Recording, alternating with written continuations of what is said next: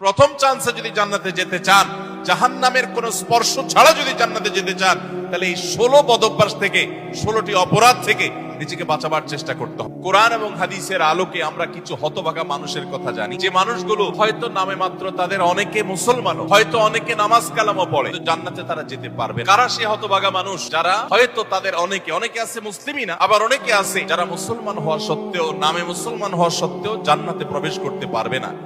জান্নাতে যাওয়ার পথে বাধাগুলো কি কি, আমরা আজ সেরকম 16টি বাধার কথা জানবো। কয়টি বাধা? 16টি বাধার কথা জানবো।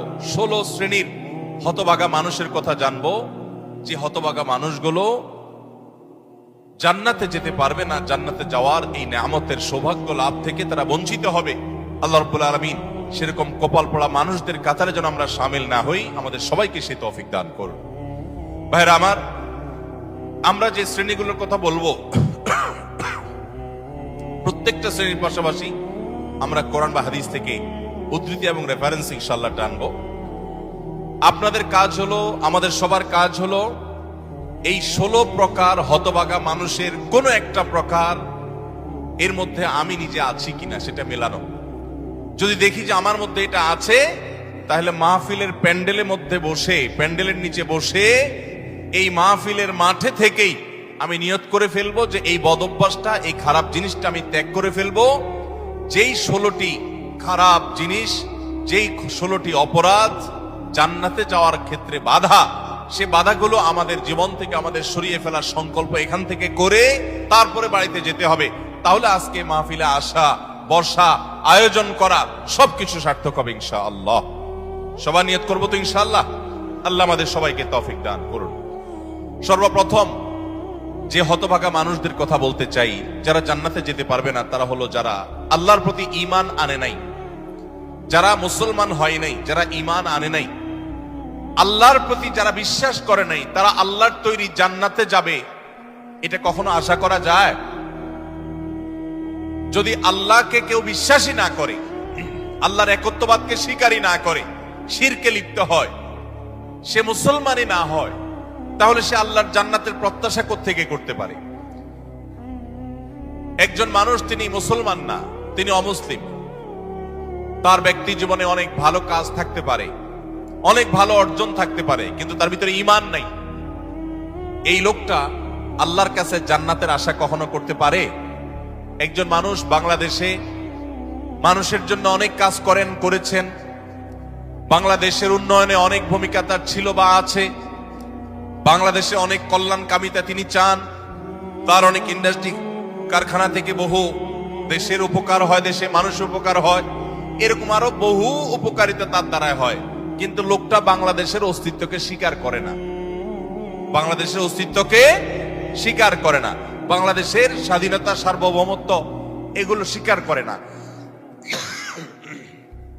সে যদি বাংলাদেশকে অস্বীকার করে, বাংলাদেশ রাষ্ট্রের বিরুদ্ধে বিদ্রোহ করে, তাহলে এই ব্যক্তিকে বাংলাদেশ রাষ্ট্র বা রাষ্ট্রের তরফ থেকে রাষ্ট্রীয় কর্তৃপক্ষ কখনো তাকে রাষ্ট্রের কোনো সম্বর্ধনা, রাষ্ট্রের কোনো বিশেষ সম্মাননা ওই ব্যক্তিকে কখনো দিবে? দেওয়ার কথা। যে রাষ্ট্রকেই স্বীকার করে না, রাষ্ট্র তাকে সম্বর্ধনা দেওয়ার কথা। তার হতে পারে অনেক অর্জন আছে, হতে পারে অনেক অবদান আছে, তার একটারও 2 পয়সার কোনো মূল্য থাকবে না যদি সে রাষ্ট্রটাকে কি করে? অস্বীকার করে।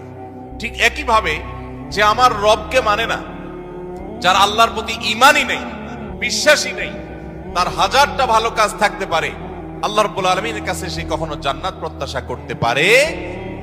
যে আল্লাহকে স্বীকার করে না, সে আল্লাহর কাছে জান্নাত কিভাবে আশা করে?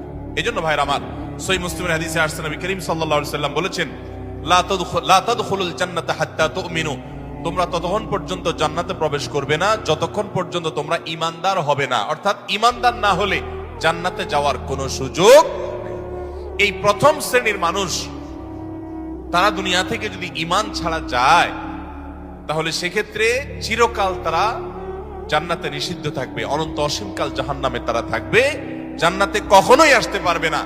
আর বাকি 15 শ্রেণীর মানুষ যারা আছে, এরা এক সময় তাদের পাপ এবং অপরাধের প্রায়শ্চিত্ত করার পর, এর শাস্তি পাওয়ার পর আল্লাহ তাআলা চাইলে তাদেরকে জান্নাতে দিতে পারেন এবং তাদের ঈমান যদি থাকে, কোনো না কোনো সময় তারা জান্নাতে যাবে, তাদের গুনাহগুলো মাফ হওয়ার পর অথবা শাস্তি হওয়ার পর, যেহেতু তারা ঈমানদার। এটাই হলো আহলুস সুন্নাহ ওয়াল জামাতের বিশ্বাস এবং আকীদা, যে মুরতাকিবে কাবীরা, কাবীরা গুনাহ করে দুনিয়া থেকে যদি কেউ জাহান্নামী হয়ে যায়, সে চিরকাল অনন্ত অসীমকাল জাহান্নামে থাকবে না, বরং সেখান থেকে এক সময় না এক সময় সে বের হয়ে আসবে। এটাই আহলুস সুন্নাহ জামাতের আকীদা।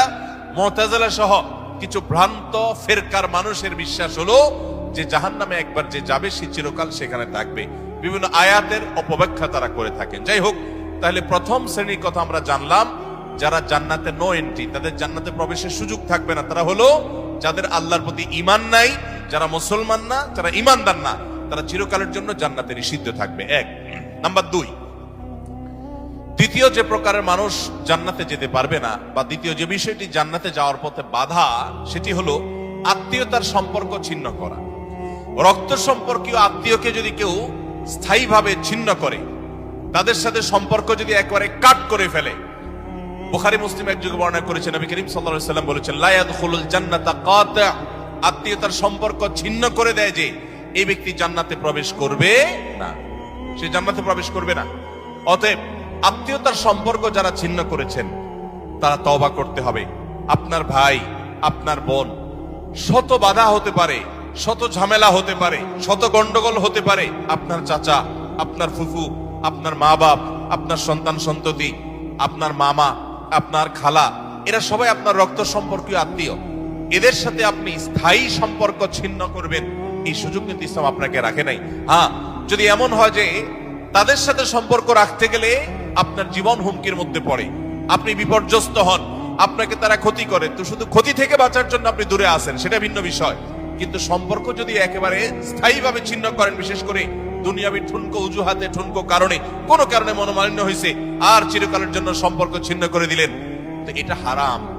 এই লোক যদি নামাজিও হয়, এই লোক যদি ওয়াজ মাহফিলেও আসে, এই লোক যদি জিকির আজকারও করে, এই লোক যদি তাসবিহ তেলাওয়াতও করে, যেহেতু সে আত্মীয়তার সম্পর্ককে ছিন্ন করে ফেলেছে, এই লোক জান্নাতে প্রবেশ করতে পারবে না যতদিন না সে তওবা করে তার পাপ থেকে, অপরাধ থেকে সে ফিরে না আসছে। ভাইরা আমার, তাহলে জান্নাতে যাওয়ার ক্ষেত্রে দ্বিতীয় বড় বাধা হলো এই বিষয়টি, অর্থাৎ আত্মীয়তার সম্পর্ক ছিন্ন করা। আর প্রথম বাধার কথা বলেছি হলো বেঈমানি, কুফরি, আল্লাহর প্রতি অবিশ্বাস এবং শিরক। এগুলো জান্নাতে যাওয়ার ক্ষেত্রে সবচেয়ে বড় বাধা, স্থায়ী বাধা। আর দ্বিতীয়টি হলো আত্মীয়তার সম্পর্ক ছিন্ন করা। নাম্বার 3, চগলখড়ি করা। এই বদভ্যাস আমাদের সমাজে এখন প্রচুর পরিমাণে আছে। অনেক মানুষ আছে দেখবেন মুখে দাঁড়িয়ে আছে, মাথায় টুপিও আছে, হয়তো নামাজ কালামও পড়ে, কিন্তু চগলখড়ির বদভ্যাস আছে, এই চরিত্রটা আছে যে আমার কাছে এসে ওনার বদনামি করবে, ওনার কাছে গিয়ে আমার বদনামি করবে, আমার কাছে এসে আমাকে পামপট্টি দিবে, ওনার কাছে গিয়ে ওনারে পামপট্টি দিবে। এরকম লোক আছে না নাই? ঘরে ঘরে। আল্লাহ মাফ করুন, আমাদের অনেকের মধ্যে এই চরিত্রটা আছে না নাই? নবী করিম সাল্লাল্লাহু আলাইহি সাল্লাম এই চগলখড়ি সম্পর্কে সহিহ মুসলিম বর্ণিত হাদিসে বলেছেন, লা ইয়াদখুলুল জান্নাতা নাম্মাম, চগলখোর জান্নাতে প্রবেশ করবে না। জান্নাতে প্রবেশের ক্ষেত্রে আরেকটি বড় বাধা, আরেকটি বড় দেয়াল, আরেকটি বড় প্রাচীর হলো এই চগলখড়ির চরিত্র। ভাইরা আমার, আসুন তওবা করি, চগলখড়ি করব না। কারোর ভালো কিছু পেলে সেটা তার পেছনে অন্যদের কাছে বলবো, আর মন্দ কিছু হলে তার সামনে বলবো। তার সামনে এসে একরকম, তার পেছনে গিয়ে আরেক রকম, সামনে এসে তার প্রশংসা, পেছনে গিয়ে তার দুর্নাম। এই দুশ্চরিত্র অনেক অনেক নেকামলকারী মানুষ, নামাজ কালাম ওয়ালা মানুষ, জিকির আজকার ওয়ালা মানুষ, অনেক ইসলামের কাজ করেওয়ালা মানুষ, দাওয়াতের কাজ করেওয়ালা মানুষ, তাদের মধ্যে এই বদভ্যাস, এই দুশ্চরিত্র, এই খারাপ জিনিস আছে। ভাইরা আমার, আমরা বেশিরভাগ মানুষ চুরি করি না, ডাকাতি করি না, মদ খাই না, মানুষ হত্যা করি না, জেনা করি না, খুন খারাপি করি না, ছিনতাই রাহাজানি করি না। বেশিরভাগ মানুষ এই মাহফিলে আমরা যারা আছি, আমার কথা যারা শুনছেন, বেশিরভাগ মানুষই এই মোটা মোটা বড় বড় অপরাধগুলো আমরা করি না। কিন্তু কিছু কিছু অপরাধ আছে যেগুলো আমরা যে করি, সেগুলো অপরাধ যে আমরা জানিও না, সে বিহিত নাই, সে চিন্তাও নাই, সে ভাবলেশও নাই, এবং সেগুলো যে গুনাহ, সেই গুনাহগুলোকে গুনাহ মনে করছি না, শয়তান বুঝতেই দিচ্ছে না। তার মধ্যে একটা হলো এইটা, চগলখড়ি। ঘরে ঘরে, জনে জনে দেখবেন এই বদভ্যাস, যে সামনে একরকম, পিছনে আরেক রকম, নেফাকি এবং কপটতা আজ জনে জনে ভরে গেছে। আল্লাহ তাআলা আমাদের সবাইকে জান্নাতে যাওয়ার ক্ষেত্রে কত বড় বাধা, এই বাধাকে আল্লাহ তাআলা আমাদেরকে অতিক্রম করার তৌফিক দান করুন। এই বাধা অতিক্রম করার উপায় কি ভাই? উপায় হলো এখনই তওবা করবেন। আমি জীবনে কখনো কারোর সামনে গিয়ে একরকম, পেছনে গিয়ে আরেক রকম, এই মুনাফিকি আমি করব না, এই কপটতা আমি করব না, এই 2 নম্বরে আমি করব না, এই প্রতারণা আমি করব না। কোন মানুষের সামনে গিয়ে ভালো সাজবো, পেছনে গিয়ে দুর্নাম করব না, আরেকজনের কাছে গিয়ে তার দুর্নাম করা, আর আবার তার কাছে গিয়ে আরেকজনের দুর্নাম করা, অর্থাৎ দুজনের মধ্যে লাগালাগি করে দেওয়ার জন্য যে ভূমিকা, সেই ভূমিকা অবতীর্ণ হওয়া, এই চগলখড়ি, এটা হলো জান্নাতে যাওয়ার ক্ষেত্রে তৃতীয় বড় বাধা। চগলখোর সে জান্নাতে নো এন্ট্রি থাকবে। আল্লাহ তাআলা আমাদের সবাইকে বদঅভ্যাস পরিত্যাগ করার তৌফিক দান করুন। নাম্বার 4, প্রতিবেশীকে যে কষ্ট দেয়, এই লোকও জান্নাতে যেতে পারবে না। জান্নাতে যাওয়ার ক্ষেত্রে বড় বাধা হলো এই বদঅভ্যাস এবং খারাপ